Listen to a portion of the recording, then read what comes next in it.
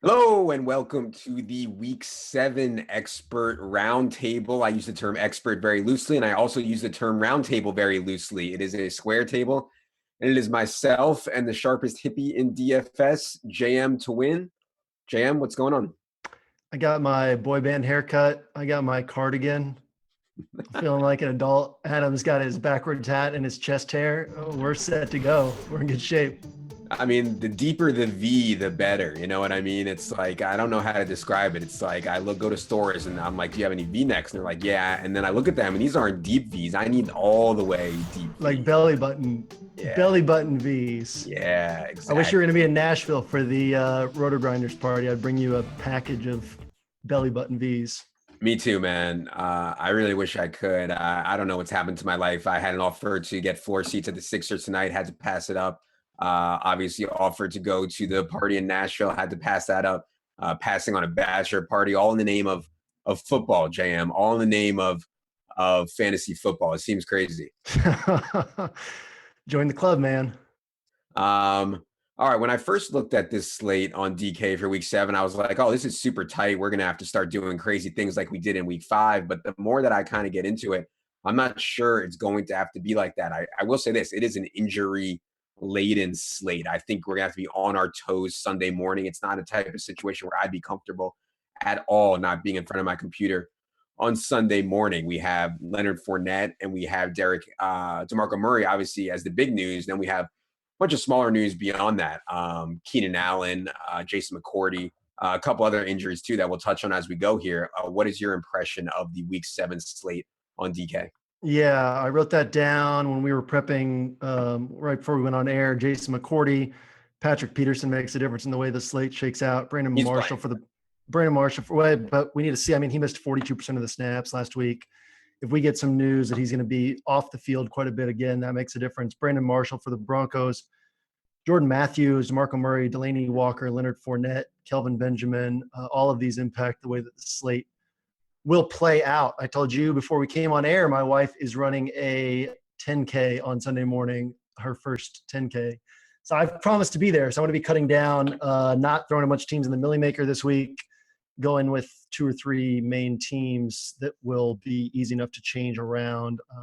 If you will not be at your computer Sunday morning, you should definitely have a contingency plan in place or go limited entries, knowing what you're going to pivot to, because there's a lot that we won't know until right before kickoff.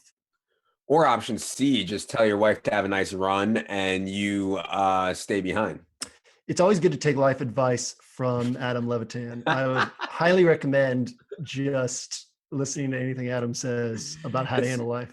It's really crazy. I give a lot of life advice on my podcast, and most of it is joking. But some people have like emailed me and been like, "Man, I really love your life advice. You should do, a podcast about life," which is, believe me, sounds insane to me, but it's great fun. All right, we better get into it here. We have a lot to talk about. We'll start at the quarterback position. I don't know what you're thinking at all, but for me, the biggest question is Hundley versus Tyrod Taylor. Is that the way you see it? And if that is the way you see it, who do you prefer between the two?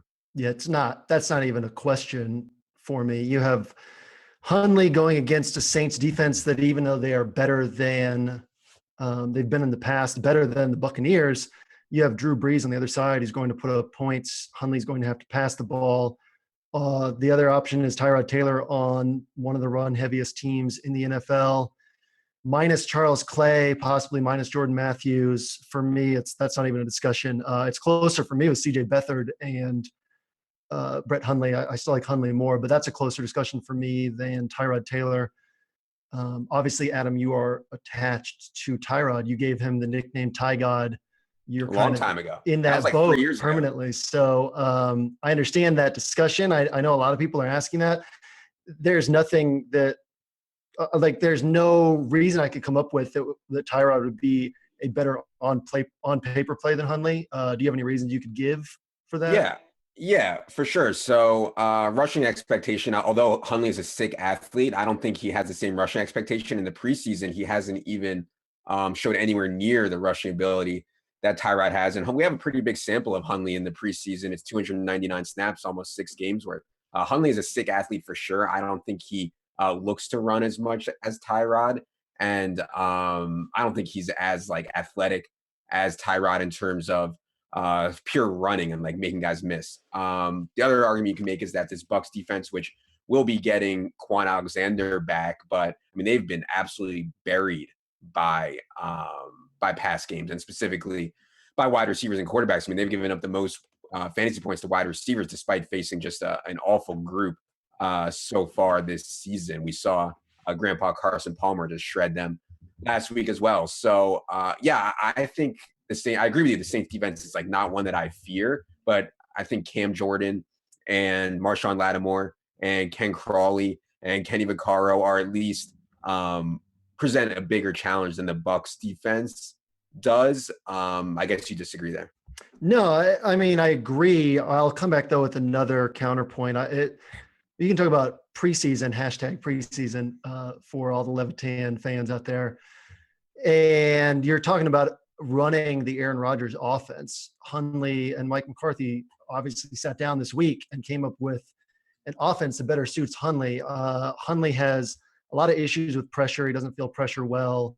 He has some inaccuracy issues, trouble progressing through his reads. So I expect Mike McCarthy, for all his flaws, he's a good offensive coach. I expect him to come up with a game plan that puts a lot of run pass options in there, a lot of pocket movement, a lot of things that get Hundley on the move and cut things down to maybe half the field, give him 1 or 2 reads to choose between, and allow him to take off if those reads are covered. I think that's going to simplify things for him. There's no reason for them to make him progress through his reads the way that they would expect Aaron Rodgers to. That's not his strength. So I just think that they'll tailor the game plan to his strength. I think that he's going to have to throw the ball.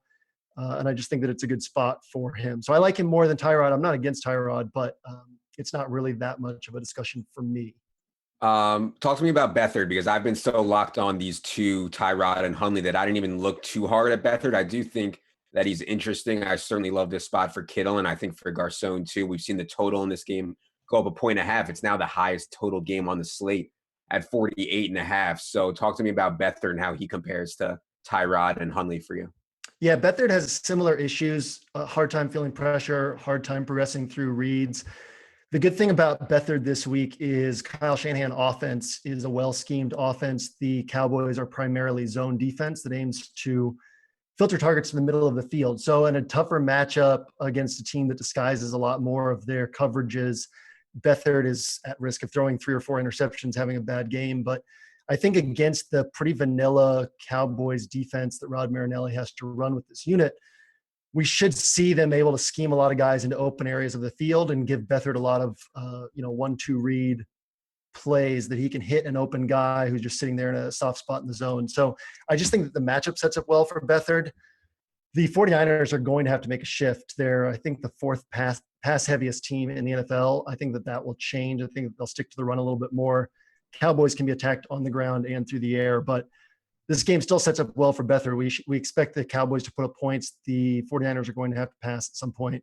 So 30-plus pass attempts in a well-schemed offense against a beatable defense, I like that as well. It's not where I'm going in cash games, but I think there's a lot of upside in tournaments, and I think that we can get them at a very small fraction of the ownership of these other guys.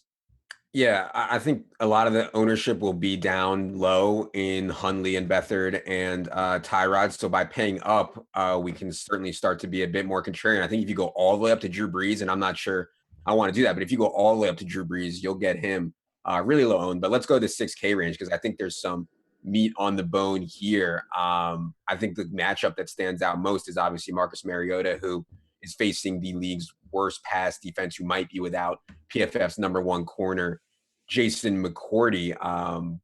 The Browns have given up the most passing touchdowns. They're like so bad in every category. Mariota is so good in every efficiency category. I would also note that Mariota escaped last week without setbacks. He didn't move out of the pocket like at all on Monday night, if you watch the game, and finished with 0 rushing yards. Yet now he practiced in full, and he expects to be way more mobile against the Browns. So Mariota at 6,900 is pricier than I think we want to spend, but you can't argue with the matchup, right? Yeah, I have actually several guys highlighted in tournaments outside of the guys we've talked about. Mariota, for all the reasons you said, really nothing to add there. Russell Wilson, just as a guy with enormous upside, he's become completely unpredictable as far as volume, as far as effectiveness. There's like, no matter how deep you dig, there's nothing that's going to enable you to say what his usage is going to be or whether or not he'll have a good game. But the upside's there. He's definitely worthwhile in tournaments. Dak Prescott is an excellent play against just a terrible San Francisco pass defense. And a couple guys that are going to go severely overlooked are Deshaun Kaiser, who is down in that same price range as the other two guys. Excellent matchup. We've seen his upside. I mean, he had a horrible game against the Ravens and was the Bengals. Really tough pass defenses, and had a good game against a good Steelers pass defense, and a good game against Indianapolis. So, like, Kaiser has been awful. The interceptions are obscene, but it wouldn't surprise me if he puts up 25 points against a really bad pass defense. Jared Goff is the other one against a team in the Cardinals that funnels action to the air. Jared Goff is top 10 in most quarterback metrics as far as efficiency. It's just that they're not throwing a ton. So if they throw a little bit more this week, I think he is a good play as well in tournaments. Yeah, Dak. I mean, the problem with Dak and Dez, they're both awesome plays, but DraftKings got like crazy with the adjustment on San Francisco. I mean, Dak is 7,300 and Dez is 7,800. It's so wild. Yeah, totally agree on Dak. Totally agree on Russ. I think coming out of a bye, and Russ has full set of weapons. Like Procise is questionable, but I mean, Lockett should be healthy. P. Rich is healthy. Graham is healthy. Baldwin's obviously healthy. And if he gets Procise too, he has a lot of weapons against the defense that I'm not sold as like turn the corner just because they played well against the Broncos on Sunday night. You know what I mean? Like one game's not going to be enough for me to prove it on the Giants. The only guy you didn't mention is Drew Brees. I think, you know, like I'm not going to say Drew Brees is a bad play. I played Drew Brees in cash last week. Like the game script was so absurd, or the game flow, I should say. Like anytime your defense scores 3 touchdowns, your quarterback's not going to have a good game. There's just no need for it. So Brees only had to complete 20 passes. If we think Brett Hundley is going to play well, which I think we both think that he will, Drew Brees is likely going to have to play well. 2, the Packers going to get Kevin King back, might get Devon House back, but Morgan Burnett, their safety, is still out. So what do you think about paying up to be contrarian on Brees? Yeah, Kenny Clark and Mike Daniels have been really stout in the middle for the Packers, stopping the run as well. So while I like Ingram this week, we'll get to that. I do think that the Saints are going to have to throw the ball. So I don't make a habit of paying up for Brees on the road, especially when there are a bunch of 5K quarterbacks that we like. I don't think we can justify going there in cash.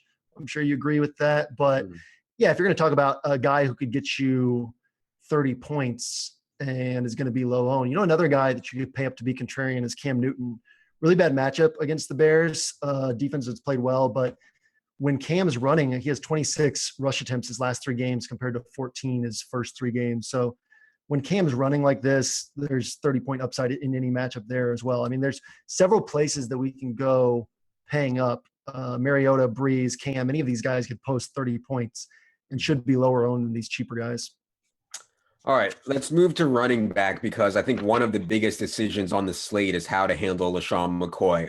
I assume you think he's an absolute smash play. Everybody is talking about LaShawn McCoy. His ownership is going to be out of hand. I think in tournaments we'll see it around 40%. And as you go up in stakes, I think it'll be higher than that. And in cash, I mean, LaShawn McCoy is just going to be massively owned. How do you handle LaShawn McCoy in tournaments knowing he's going to be this high owned? So it's tough for me. This is kind of like Ezekiel Elliott. I think it was 2 weeks ago, maybe 3 weeks ago. LaShawn McCoy is a very good play this week, but not for the reasons that everyone thinks. So it makes me want to fade him because I feel that everyone's thinking here is flawed. This Rick Dennison zone blocking scheme has not meshed well with LaShawn McCoy, has not meshed well with the offensive line. They're bottom 5 in the NFL in most important run game metrics. I mean, there's nothing here that says we should expect them to be more effective than they've been against a Buccaneers defense that looked bad last week. But up until last week, they were top 5 against the run before Adrian Peterson smashed them. So there are a lot of reasons to expect a disappointing outing. With that said, the Buffalo Bills with their long layoff, some reports have leaked out that they've kind of made adjustments to their rushing attack and gone back to things that they're a little more comfortable with.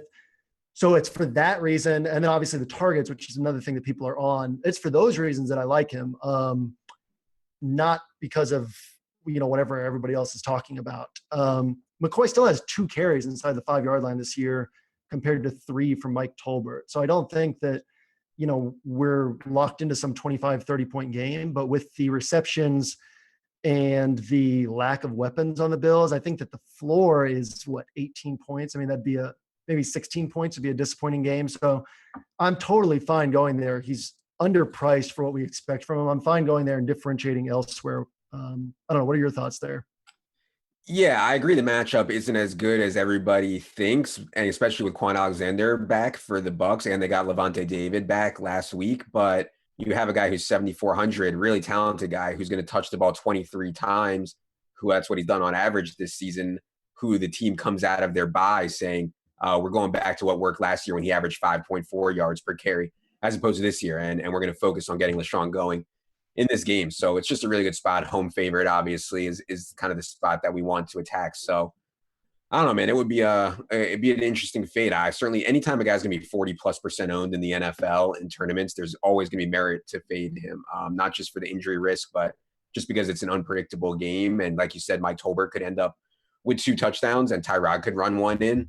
So yeah, I think there's merit to fading GPPs, but I mean, I think for sure he's the best play on the board, and ownership is going to reflect that. Let's move to the injury situations here. A couple if-thens. If DeMarco Murray is ruled out, is Derrick Henry a lock for you at 5,500? No, and I want to get your take on him, and then I'll give mine.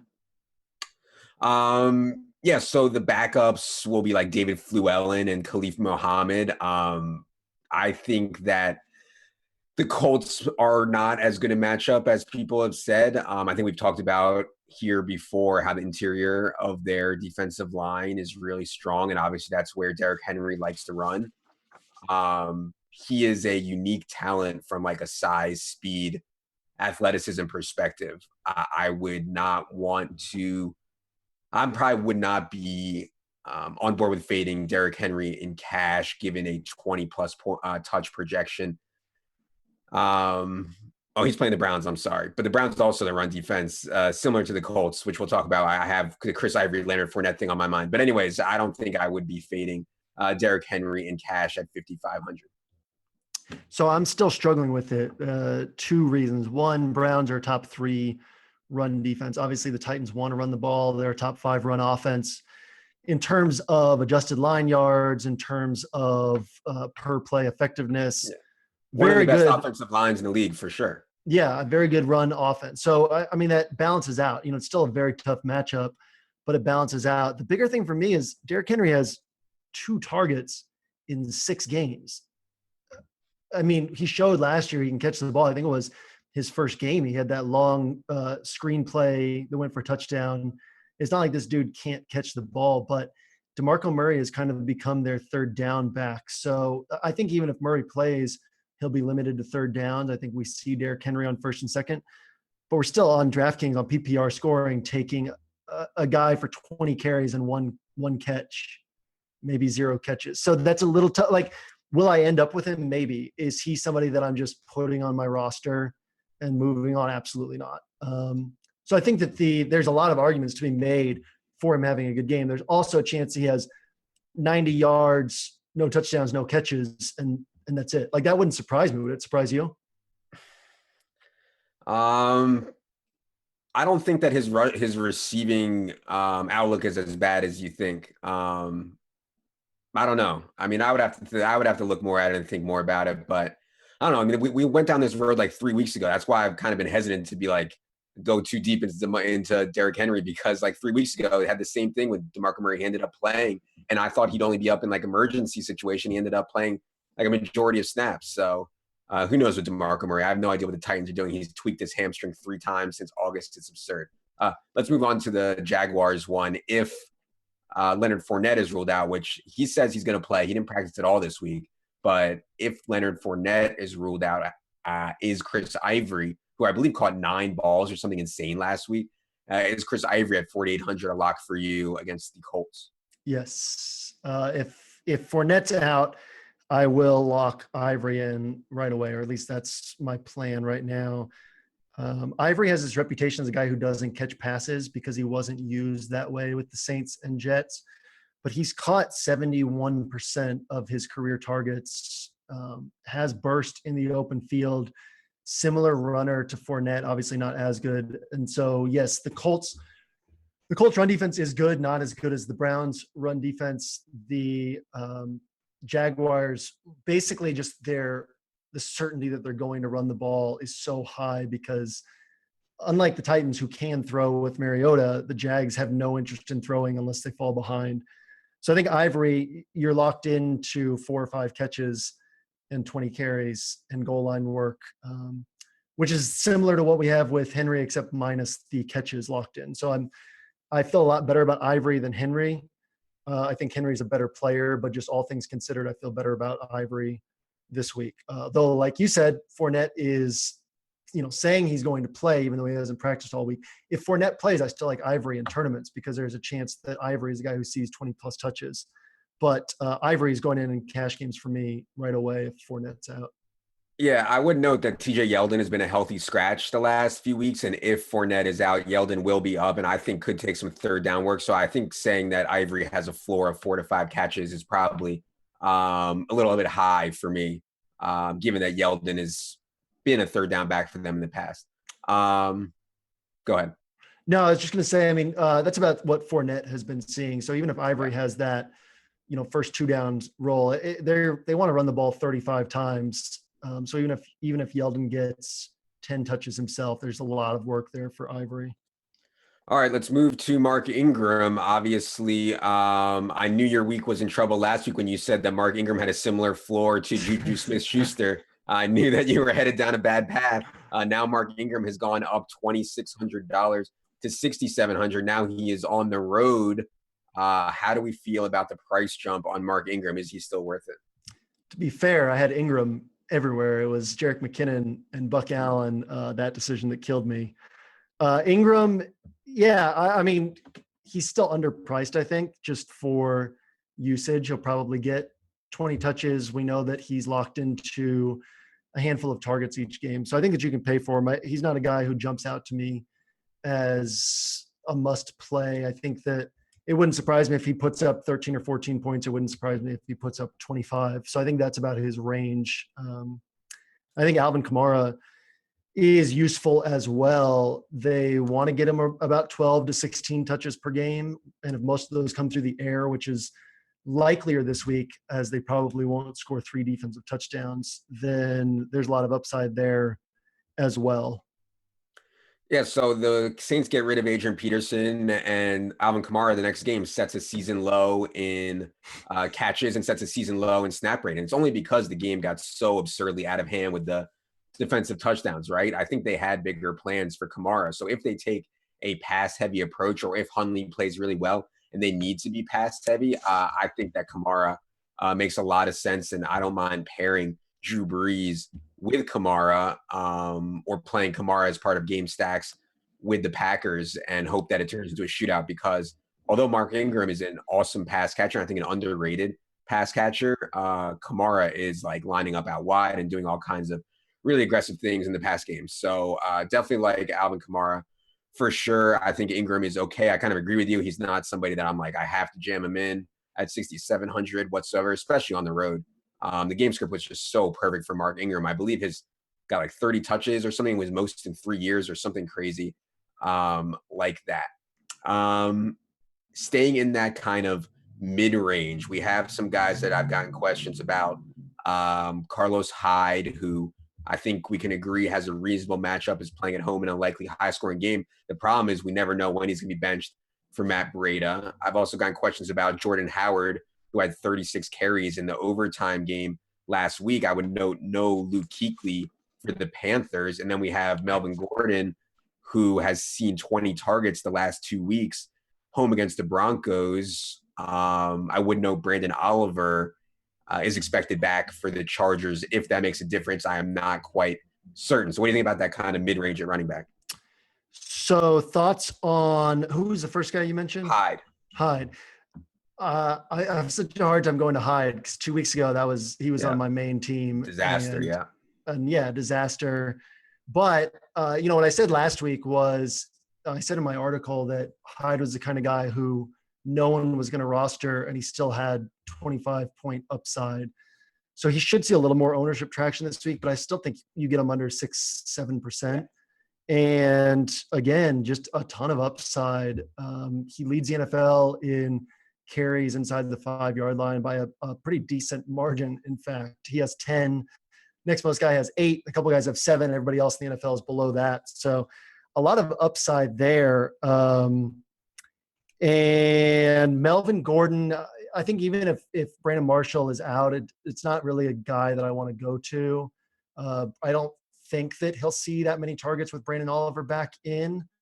I could be wrong on that. But yeah, I mean, even after they got smashed last week, the Broncos ranked first in DVOA, first in yards allowed per carry. So it's not just a smash spot for Melvin Gordon. I'm fine fading him.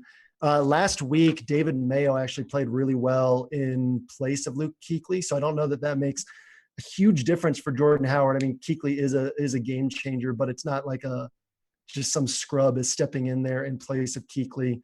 So Jordan Howard, I think we see him at 25 plus carries again, unless this game gets out of hand, which with this game being in Chicago, Bears have a good defense. I don't expect to happen. Limited pass game involvement and, the effectiveness of those carries is in question. So he could have a good game. He could also have a very disappointing game. In that same game, Christian McCaffrey, if Kelvin Benjamin misses, Jonathan Stewart has just been completely ineffective. McCaffrey's been ineffective between the tackles, but he's a guy who could also have a big game through the air. I think he'll go overlooked.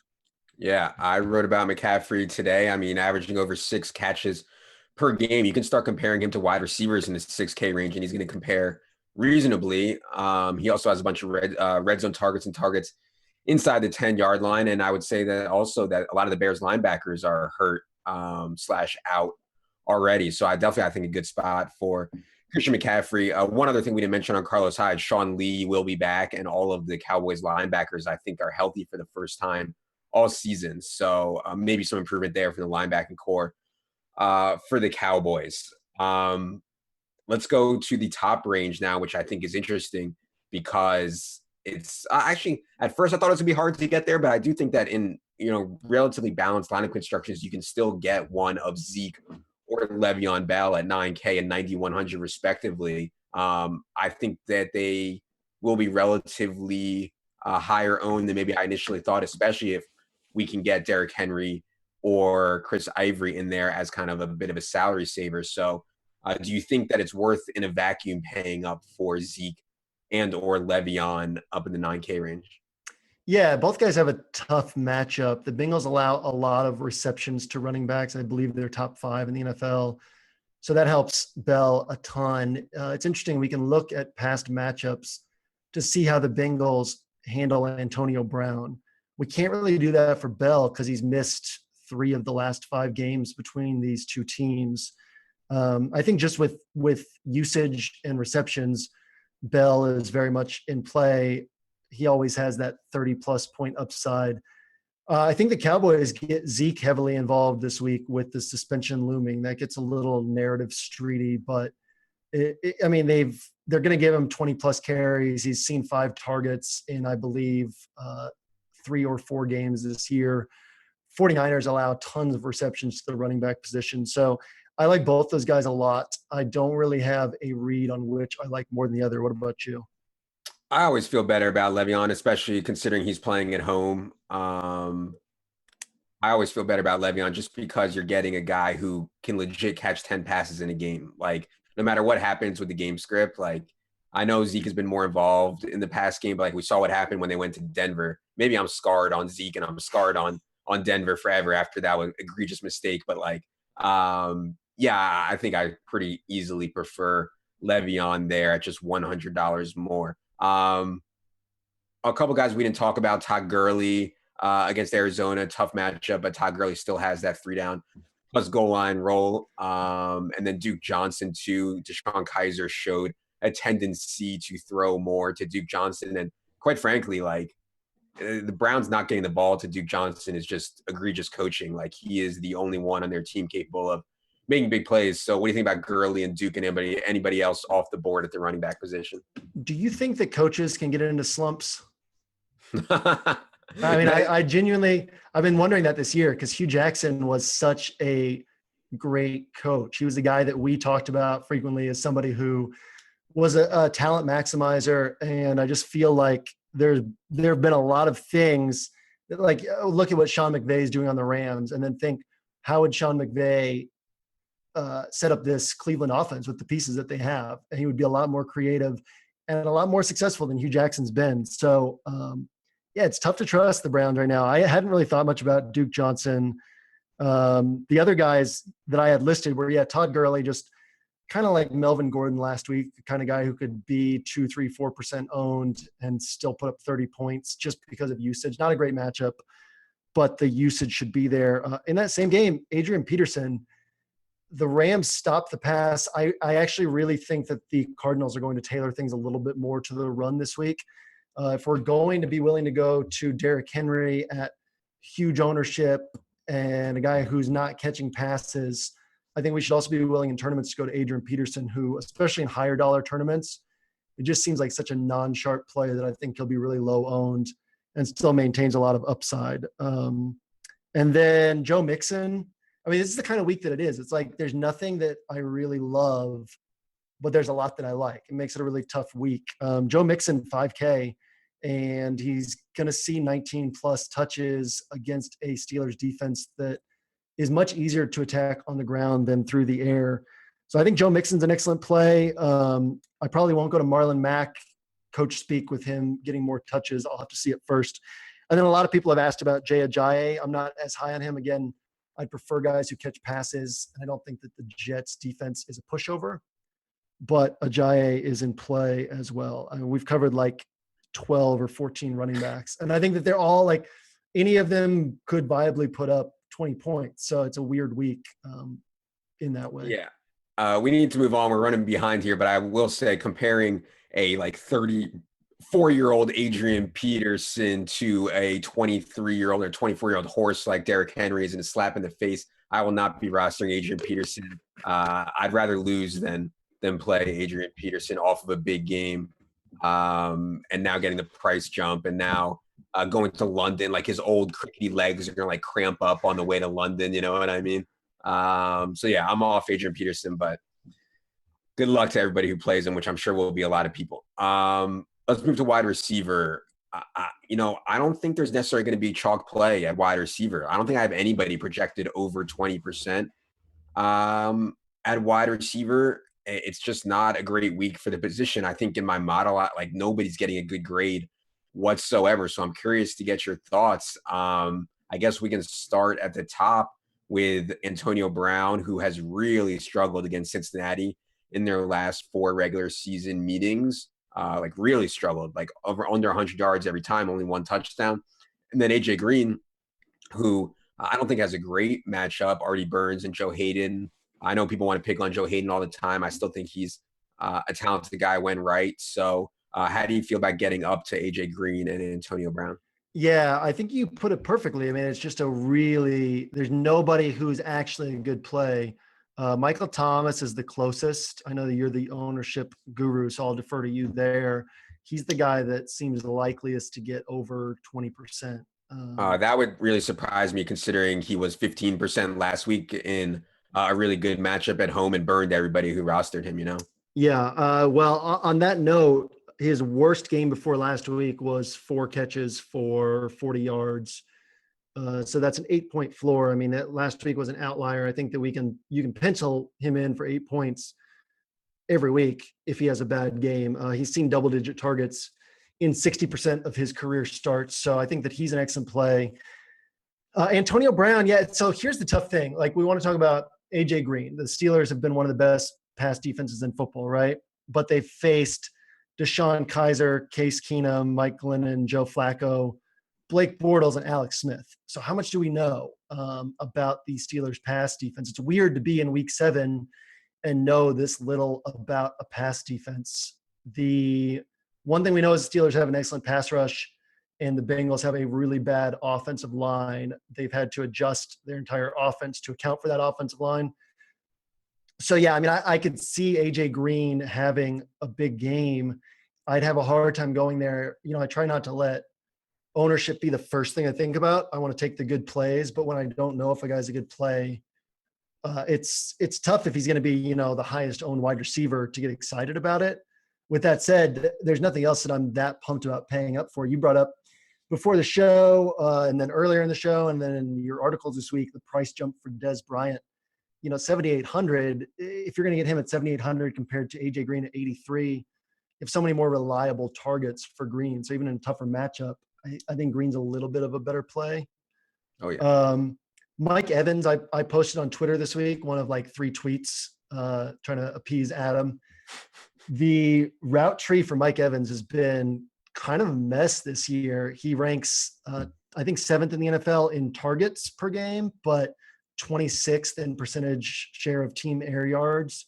He's running a lot of underneath routes. So I know A.J. Green smashed against the Bills, but Mike Evans is running a completely different route tree than A.J. Green, who's top 3 in percentage share of team air yards. So, yeah, I mean, just up here in the high end of the price range, there's not a lot to love. There's not a lot to love when we pay down either. I mean, there's guys that we can talk about, but not somebody that's just a smash spot for 20 points. So it's hard to figure out where to go at wide receiver. One note on Mike Evans, Jameis Winston has a sprained AC joint in his throwing arm. He is going to play, but they are concerned that his velocity will be down, and that would concern me on Mike Evans just in case he starts running a different route tree and he does get down the field. I still think Mike Evans at 7,600 is just, from a talent perspective, way too cheap. So he's somebody that's for sure on my radar, at least for tournaments. In the mid-range, I think – gosh, would you play Jordy Nelson at 6,800 in this spot if Aaron Rodgers was his quarterback? Yes, right? Oh, yeah, absolutely. So now we're talking about Brett Hundley. I think we both like Brett Hundley. Talk to me about Jordy and Devontae and how you think they'll be affected by Hundley. Yeah, Jordy kicked into the slot about 30% of the time last week after Rodgers went down. Jordy saw 9 targets from Hundley. Devontae Adams saw 10. We know that Ken Crawley and Marshawn Lattimore are playing really good defense on the outside for the Saints. So I think that affects Devontae Adams more than it affects Jordy. I think that Devontae, with the cheaper price tag, will also draw more ownership. So I could see Jordy in tournaments. It's not something that you're going to feel good about. It's something that could yield 6 or 7 points. These guys are so touchdown dependent for their production. So that changes with Rodgers out. I mean, the extreme efficiency this offense has near the goal line is not a guarantee, but I think that Jordy's a guy in tournaments who could still put up 20-plus points. I think I've heard people talk in this price range about Adam Thielen. I'm not interested in him against the Ravens, even with Steph Diggs out again. Jarvis Landry's interesting with Devontae Parker out. Jarvis Landry's seen 10 to 14 targets every game in his career with Devontae Parker out. So, what he's averaging, listen to this, he's averaging 7.1 yards per catch. Yeah. Golden Tate's averaging 10.1 yards per catch, which ranks 100th in the NFL. That's so crazy. That's how far behind Jarvis Landry is. So upside is a question mark, but I think that the floor is really nice. Yeah, I mean, Devin Funchess, if Kelvin Benjamin's out, he's seen 8+ targets every game. Not a great matchup. His price is higher than I want to pay. But, yeah, it's a lot of ugliness in here. Totally agree on Adam Thielen. I think people are going to play Adam Thielen. He went up in price by 700, and his matchup just got so much tougher. I mean, last week was so perfect with Kevin King and House and Burnett out. And, so much tougher now against Baltimore. Yeah, you skipped over one guy that's on my list in the 6K range, and that's Doug Baldwin. He has not seen a reliable volume of targets, but he will go into the slot and face Dominique Rodgers-Cromartie a decent amount, but he'll move around and probably see some Eli Apple too. Obviously see some Janoris when he's on the outside. So if you think Russ Wilson and the Seahawks are going to play well, I would think that Doug Baldwin at 6,600 is certainly in play. I think the 5K range, though, is where we find some more reliable stuff. Man, if Demaryius Thomas was healthy, with Emmanuel Sanders ruled out, that would be somewhere I would want to go. He had an MRI on his leg, which revealed a bruise, but it was bad enough that he was limping around and he was limited in practice all week. Do you feel comfortable with Demaryius Thomas, even in a relatively tough matchup against the Chargers, given that I think his target projection is in the 9, 10, 11 range with Manny Sanders out? Yeah, and I think that the Broncos will revert to a run-heavy offense here too. If the Chargers take the Giants blueprint, what the Giants basically did last week was they just loaded up the box and played man coverage on the outside and absolutely forced Trevor Siemian to throw the ball. If the Chargers do that, knowing that their weak spot is the run game and that's what the Broncos want to do, then the Broncos will have to take to the air. It's still an if. I can't just lock Demaryius in for 10 targets, but I think we can lock him in for 8 targets in a tough matchup with Casey Hayward. So if he sees 8 targets, he probably doesn't pay off. I mean, would you agree? But if he sees 12 targets, he probably pays off pretty easily. So I think it's a little bit of a guessing game. I like Pierre Garçon more at the same price. We've talked about this before. I don't love targeting perimeter receivers against the Cowboys. As much talent as they lack, their scheme is just completely designed to push targets to the middle of the field. But Garçon's route tree is a lot of slants, a lot of short crossers, basically a lot of slot type receiver routes. So I think that Garçon's an excellent play. He's the closest to a lock for me in that price range. Demaryius is next, then probably Devontae Adams, and then Rashard Matthews after all of them. What's your take on Rashard Matthews' chalk this week? Yeah, I don't know if Rashard Matthews will end up chalk just because his game log isn't that strong, but yeah, he's for sure a good play. I think way more efficient than people realize. He hasn't seen enough volume, and he might see Jason McCourty in shadow coverage if Jason McCourty can play. I assume that would be a concern for you. I don't know, but yeah, I don't know. I mean, I wish Demaryius was healthy. I think I would feel better about it if I knew his leg was healthy. I agree with you on Garçon. The problem is I love George Kittle so much. I don't want to have 2 49ers without Beathard. You know what I mean? So I don't know, man. Garçon and Kittle together. What could go wrong? I mean, where else are the targets going on that team, though? I know. I mean, if we look at Garçon, he had a tough game. Well, not even a tough game. 14.1 points against a good Carolina pass defense. Then he faced Seattle. He faced Patrick Peterson. He faced a Redskins defense that shuts down perimeter wide receivers. I think second fewest wide receiver receptions allowed. And then he had a great game against Indianapolis, great game against the Rams. So, in these non-awful matchups, I think that we can lock him in for high effectiveness. He's going to see 8 to 10 targets at minimum. And I think it'll be tough for the Cowboys to defend him much. So I think that it's fine at his price to put him and Kittle both in because that's where the offense is flowing. But I certainly understand the concern. Okay, we mentioned Demaryius. We have Benny Fowler. I expect to play the vast majority of snaps. It's not a great matchup against Trevor Williams, but in 3 wide sets, I think we will see Benny Fowler move into the slot, which is the best matchup when you're facing the Chargers in the pass game. Benny Fowler is 3,300. I have serious talent concerns with Benny Fowler.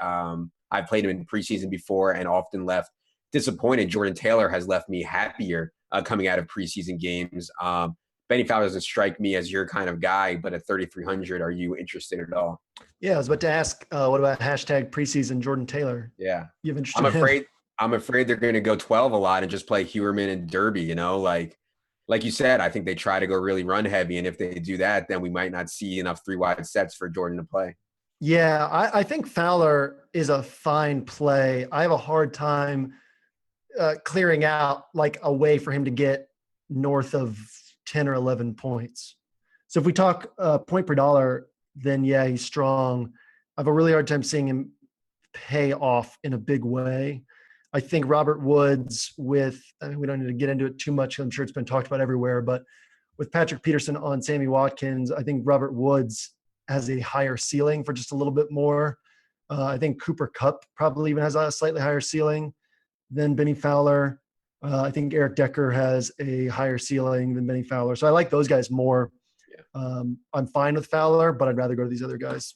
Yeah, I wanted to get your take on Decker because he for sure has an awesome matchup. If McCourty plays, Decker should avoid him mostly. And we know that, with Delaney limited too, possibly if Delaney plays, I mean, this is shaping up really nicely for Decker. My concern is that he's completely done, but he looked reasonably spry last week.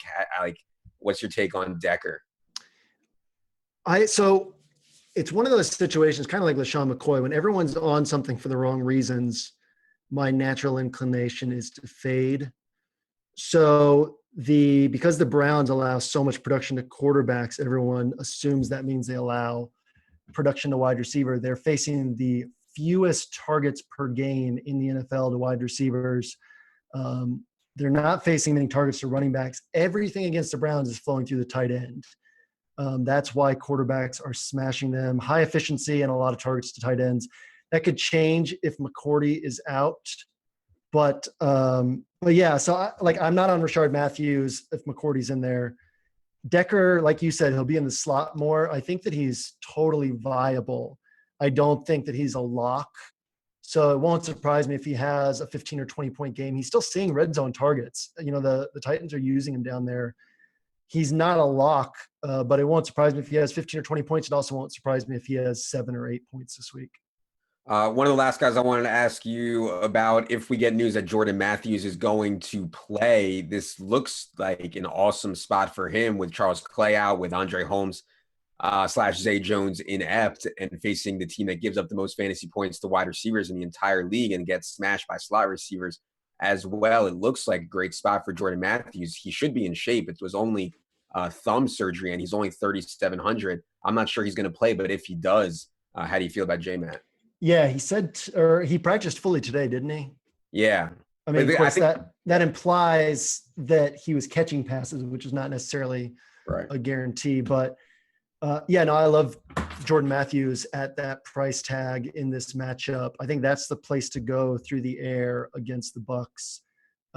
Jordan Matthews, the only other guys that we didn't touch on are John Brown. I think he's still viable this week in tournaments. And Allen Hurns if Marquise Lee is out this week. Blake Bortles has surprisingly thrown 30-plus pass attempts in 4 games already this year. So as much as they want to hide him, it won't surprise me if Hurns sees 8 or 9 targets if Marquise Lee is out. All right. I think this is a really strong week for tight ends. Maybe I'm out of my mind, but I love so many tight ends this week. I'm tempted to play 2. The problem is like opportunity cost. If we get some of these cheap running backs, then maybe I won't be able to play 2 tight ends. But I think there's some awesome plays at tight end, and I'll start with George Kittle, who is just like this athletic freak playing a huge role, has a huge red zone role, has a huge role inside the 10-yard line. Such a good athlete in a really game that should be a shootout. And now he gets CJ Beathard in there, who he spent all 4 years of his career at Iowa with. Mentioned on my podcast, they likely showered together, which has to be a bonding experience. I mean, after that, how can you not throw the football to the guy? So at 3,600, I believe that George Kittle. This is what my life has come to. This is my Friday night. At 3,600, given the shower narrative, how can you not like George Kittle, Jam? I hadn't even thought of the shower narrative. I'm embarrassed to say. George Kittle, so if running back value does not open up, I think that the sharpest way to go this week is 2 tight ends. And there's this aversion in the DFS industry to playing 2 tight ends together. But we've talked about this before. If you compare the prices of these tight ends and their targets and their red zone usage, you compare that to guys like Cooper Kupp and Benny Fowler, you're getting so much more bang for your buck here. It's the mistake I made last week when I didn't play Jerick McKinnon because I didn't think he'd get goal line work, but I still played whoever I played at 4K at wide receiver, Jamison Crowder, who, even though McKinnon, I didn't predict him for goal line work, I still should have predicted him for more points than Jamison Crowder. It's the same situation here. People are going to want to pay down for one of these wide receivers, and these tight ends are all better plays. Love George Kittle. He's near the top of my list. Love Jonas Smith if Delaney Walker is out. I think that Delaney Walker, even at 5,800, is underpriced if he plays. Jimmy Graham is underpriced in a tremendous matchup against the Giants. Austin Seferian-Jenkins is fairly priced, but should still have a clear path to 14 plus points. There's just a lot to like to the position. Hunter Henry in tournaments, I think he was at an 83% snap rate last week. Evan Ingram with nobody else to throw to on the Giants. It wouldn't surprise me if all of these guys score 15 plus points. I will mention Kyle Rudolph, who I know a lot of people will like. The Ravens have allowed 5 touchdowns to tight ends. I believe they've allowed 1 reception in the red zone to tight ends. So it's been a lot of long touchdowns. Kyle Rudolph, that's not really his game. So I'm less interested in Rudolph than in a lot of these other guys. The Ravens are 24th, I believe, in receptions allowed to tight ends. So it's more the touchdowns, the long touchdowns than anything, which is not Rudolph's game. But all these other guys that people are talking about, I like them a ton. I'll probably have 2 tight ends this week. Yeah, I think similar story for Hunter Henry and Jimmy Graham. It's really hard to attack the perimeter on the Seahawks and the Broncos. So teams look to the inside. And when that, why not? When you have Hunter Henry, who's now playing 83% of the snaps, as JM mentioned, and you have Evan Ingram, who is for sure the best pass catching option for the Giants right now. So I think those are both awesome plays. Jimmy Graham as well. We know about the Giants. I tweeted out today, Giants have given up a touchdown to every single tight end they faced this year, just getting absolutely destroyed by tight ends. And Jimmy Graham, who I think at times has a bunch of nicks, now appears really healthy. If you want to go off the board and punt, Nick O'Leary with Charles Clay out has been playing a ton. Caught 5 balls his last game. There's so many ways you can go at tight end. Martellus Bennett has struggled so much, but his price is down to 3,300, which is just absurd. If you think Hundley's going to play well. So I don't know, man. There's so many tight ends. What are your thoughts on tight end? What are your thoughts on Jonnu if Delaney's out? Oh God, he's 2,600, right? Yeah. Yeah. I don't know enough about him, to be honest. I know hashtag draft Twitter, it likes him a lot, and I believe he played pretty well in the preseason. I don't remember rostering him in the preseason, but maybe I kind of remember regretting not rostering him once in the preseason. So I wonder if we could get Hefe on the horn with Delaney Walker and find out if he lives in his building, right? Lives in his building. Last year Hefe was homeless, and now all of a sudden he leaves our show and he's living in the same building as Delaney Walker. So big ups to Hefe for moving up in the world. Yeah, I will say a limited Delaney Walker who hasn't topped 8 DK points since week 1 at 5,800. I don't think I would play him. I definitely would. Yeah. All right. Well, one of us will be sleeping in a dumpster. We'll see who it is. All right. We only have a few minutes left here. Let's move to defense. There is kind of a lot of mediocre plays, I think, at defense this week. Nothing has really jumped out to me a ton. I think my favorite cheap play is the Chargers with the Broncos down 2 of their right tackles and having Melvin Ingram and Joey Bosa for the pass rush. No Emmanuel Sanders playing at home, which actually doesn't make a difference probably for the Chargers, considering it's a 24,000 person soccer stadium that will be filled with Broncos fans. But the Chargers are my favorite cheap option. Did you have a favorite sub 3K option? Yeah, I'm going to read you my list. You ready for this? This is my defense list. Bills, Vikings, Seahawks, Jaguars, Panthers, Cowboys, Titans, Steelers, Saints, Colts, Chargers, Bears, Rams. There's so many low totals this week. There's so many mistake-prone quarterbacks. I like the Chargers a lot. I like the Bears down cheap as well. Just for the fact that they're a defense everyone overlooks. Cam can make mistakes. He can take sacks. I like the Rams for 2,600 against Carson Palmer, who obviously takes a lot of sacks and is good for an interception or 2. And then you've got teams like the Titans that we wouldn't normally target for defense, but they're playing Deshaun Kaiser, who's good for some interceptions. The Panthers on the road against Mitchell Trubisky, good for some interceptions. The Jaguars are going to go overlooked because of how high-priced they are, and they're on the road, but they are taking on Jacoby Brissett, and the Jaguars have double-digit points in all but 2 games this year. There's just a lot to like at defense, and nothing that stood out to me yet as a must-play. So last week, I I was on the Ravens all week, and then the $300 made a big difference for me to be able to move down to the Redskins. So I shot myself in the foot with that. This week, there's nothing I feel like I'll shoot myself in the foot where it's like, oh, this play is such a lock and I'm moving off of it. I mean, I'd be comfortable with any of those teams I named. Yeah. After last week where like you needed the Texans or the Ravens or the Saints to win anything, people are going to be like prioritizing defense this week. And I think we'll see more people like try to pay up and try to like put an emphasis on it, but like anybody who says, like, oh, I knew the Ravens were going to score 20 or like I knew the Saints were going to score 30, like they're just talking out of their ass. Like you can make good plays in the defense and be happy with like 7 is like your expectation. You know what I mean? So I will be making defense my last selection, I think, in my lineup this week. I think that makes a lot of sense. All right, just a few minutes left, JM. The people need some stacks. Why don't you give them either a conventional or a contrarian stack? I'm going to go in tournaments Marcus Mariota and stack him with Jonnu Smith, assuming Delanie Walker's out.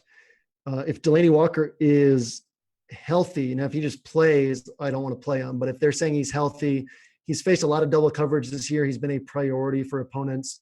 That's not Greg Williams' scheme with the Browns. Delanie is going to be running free in the middle of the field. So I really like a Mariota Delanie stack in tournaments as well if Delanie is healthy. For my contrarian stack, I will go with the one I talked about in my article today, paying up to be contrarian with Drew Brees at 7,600 off that really awful game script last week and pairing him with Alvin Kamara. I think a lot of people who play Drew Brees are going to pair him with Michael Thomas. That gets pricey with Brees at 7,600 and Thomas at 75. By pairing him with Kamara and maybe throwing Ted Ginn in, you can get some cheaper exposure. And although Kevin King and Devon House will likely be back for the Packers, I still think that is a secondary that you can pick on. So Alvin Kamara, to me, is a guy they really want to get going. Couldn't happen last week due to game script, but this could be a better spot for Kamara to get going, and playing him with Brees, I think, is kind of a unique play that maybe other people won't make. All right, I'm going to give you what I think is the winning Millie Maker stack. And I won't be playing it this week because I'll be at my wife's 10K and camping in a bunch of teams. Throw in like 5 players from the 49ers and Cowboys game. I think you can go Beathard or Dak. You can go Zeke, Dez, Garcon, Kittle, Hyde. It wouldn't, we see these Thursday night games every once in a while on these small slates where people do the dumb thing and load up on 4 or 5 guys and all of them score 18 plus points. With how narrow the distribution of usage is on these two teams, it wouldn't surprise me if we see something like that, where you could use 4 or 5 guys and they all score north of 18, with some of them hitting 25 or more. All right, for the conventional stack, I will give Hundley, who I expect to be reasonable chalk, not as high on this Tyrod. I think Tyrod will have significantly more ownership than Hundley, but I will go with Hundley and Jordy Nelson. And maybe that won't be chalky, but I mean, Jordy Nelson is too talented to be 6,800. And I know the matchup with the Saints is getting more difficult, but I still don't think it is necessarily an impossible matchup, especially for someone who gets so much red zone usage as Jordy Nelson. So I think Hundley and Jordy is really interesting to me. And then you're also able to bring it back with some of the Saints plays that we talked about as well. All right, that is going to do it for the Week 7 edition of the quote-unquote expert roundtable, aka the square table. For Jerry, for JM, I am Adam. Good luck, everybody.